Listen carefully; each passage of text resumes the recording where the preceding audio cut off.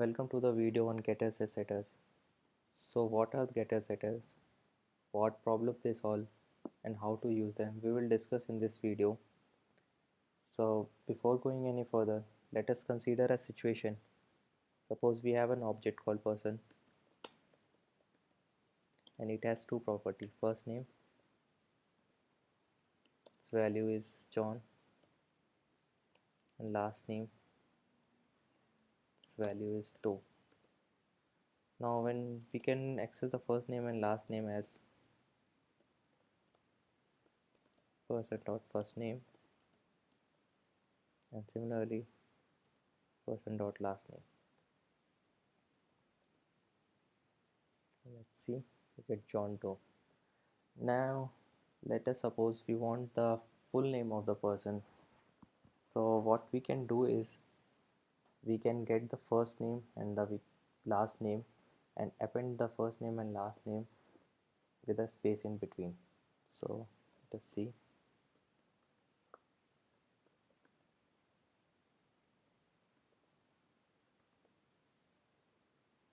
We are getting the first name, we are adding a space, we are getting the last name. Now let's see, we get John Doe. So this method is not a very optimal way to do this. So if the number of properties in this person object increases, then it will be very hard to manage these property append and get the correct pair out of it. So one better solution can be adding a method to this person object which returns the full name. So let's see how we can do this. So let's add the method called full name which returns the full name of the person.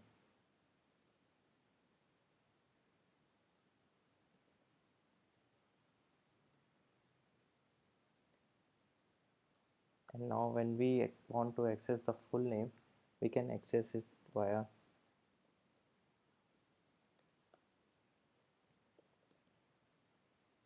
person.fullName method. So let's see, we get John Doe. So again this solution is somewhat okay, but we want to access the full name as a property to this person object, not as a method of this person object. So here getters and setters comes into play. So what getters are? Getters are used to extract the dynamic property from an object. So here the dynamic property will be full name, which is composed of first name and last name. So the syntax of getters is just we have to append get keyword before the method name, and now this full name method will be present as a property to this person object. So we can access the full name as person.fullName without any parentheses. Let's just run it and we get John Doe. And similarly, when we want to change the value of first name and last name via this full name property, this dynamic property, we can do it via setters. So person.fullName, we want to change it to Jack Black. So now we have to implement the setter logic. Setter, again the syntax is same. We have to just append set keyword in front of a method. This method will take a value which will be this string. We have to split this string into the first name and last name. So let us just split this string.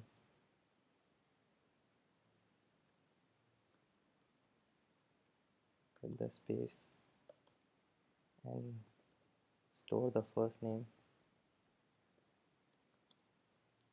as name of 0 and the last name as name of Now when we console this person object, we will see the changed value.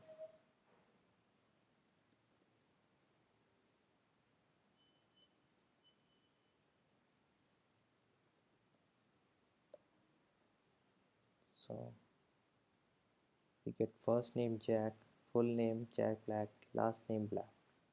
So this is how getters and setters work. So let us take one more example. Suppose we want to have a constructor called circle. It will take radius as an argument and bind it.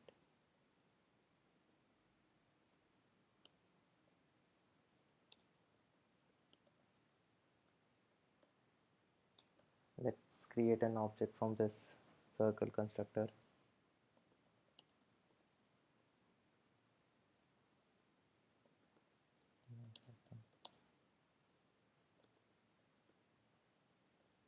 And give it the value of radius as 5.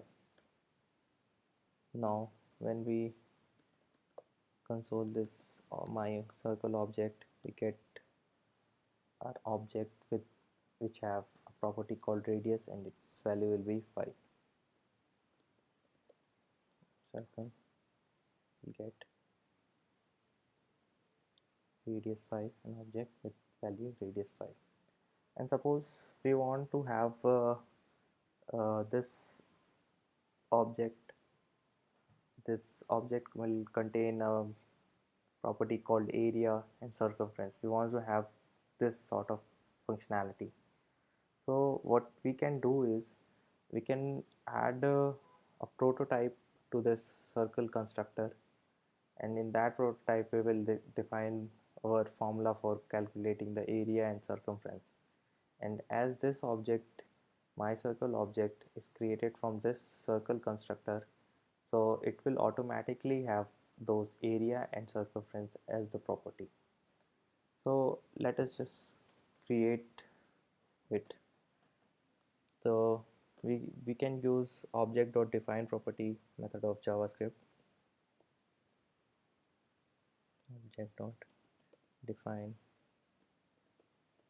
property, and we want to add it to the circle prototype.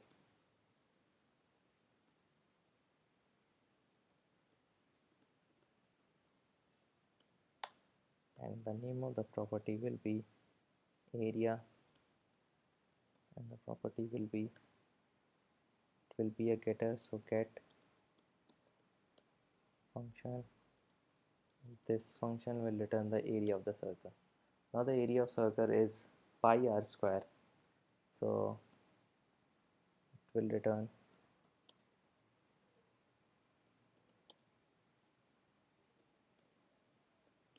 pi this dot radius, okay, this dot radius. Now this will have, this object will have a property called area, which can be used to access the area of this circle. So let's see, my circle object will print the area. Let's clear it. Run. We get my object, my circle object, and the area of this circle. And similarly we can add circumference property as well. Circumference, and the formula to calculate circumference is 2 pi r, 2 into pi into radius. So this returns the circumference, and now we can access the circumference property of this my circle object.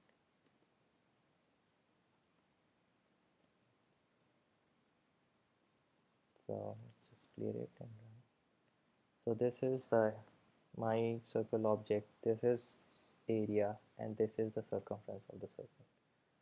So this is how use getters and setters in JavaScript. So it is quite helpful while doing this sort of stuff, like getting this dynamic property, setting this dynamic property.